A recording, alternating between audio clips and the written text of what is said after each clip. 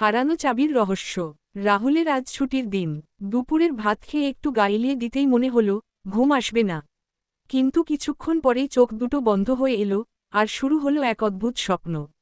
স্বপ্নে সে দেখল তাদের পুরনো জমিদার বাড়ির একটা রহস্যময় ঘর আছে, যেখানে কেউ যেতে চায় না।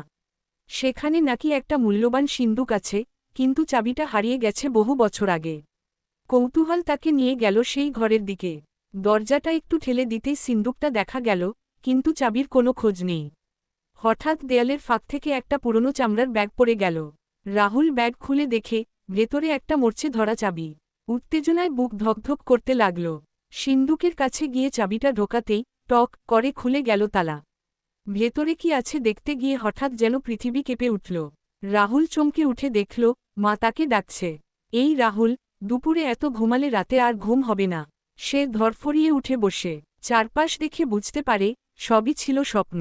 কিন্তু ঘরের কোনায় পড়ে থাকা পুরনো ব্যাগটা দেখে কেমন যেন শিহরণ জাগে তার মনে।